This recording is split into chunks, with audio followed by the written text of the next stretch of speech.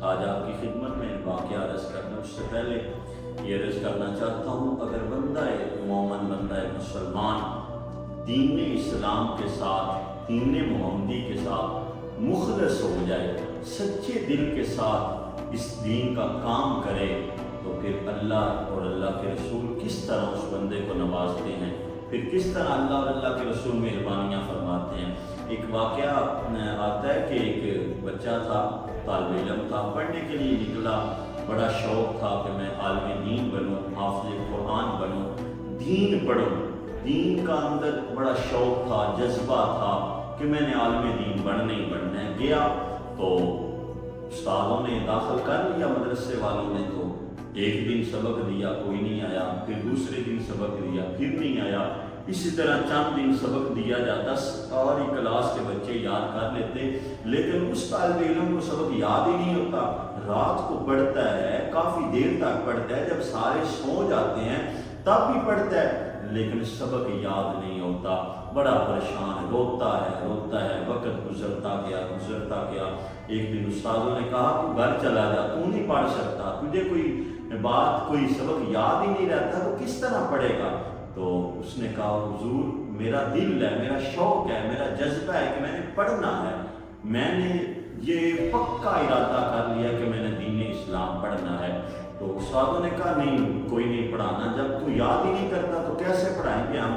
کہنے لگا حضور ٹھیک ہے نہ پڑھائیں، لیکن مجھے کلاس سے تو نہ اٹھ کریں، کلاس سے تو نہ نکالیں۔ تو استادوں نے کہا تم کہیں کونے میں بیٹھ جا، تو بس سبق سنتا رہا، وقت گزرتا گیا۔ ایک دن رات کو پڑھ رہا تھا، سارے سو رہے تھے، دروازے پہ دستک ہوئی، آنے والے نے کہا گھر چلا جا، تو نے کیا پڑھنا ہے، اتنی دیر پڑھتا رہتا ہے لیکن تجھے کچھ یاد نہیں ہوتا۔ اس نے کہا نہ میں گھر نہیں جاؤں گا، میں دین اسلام پڑھوں گا۔ پھر دوسرے دن بھی وہ بندہ آیا، تیسری دن بھی وہ بندہ آیا، جب سارے سو رہے تھے تو بندہ آیا کہ چلا جا گھر، تو نے نہیں پڑھنا، تو نہیں پڑھ سکے گا۔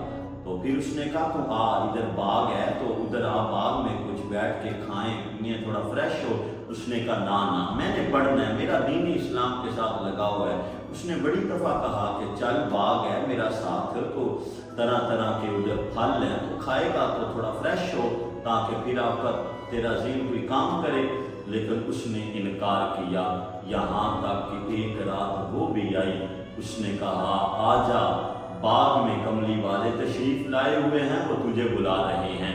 وہ طالب علم جوتیاں پانا بھول گیا، جوتے پہننے بھول گیا جلدی سے۔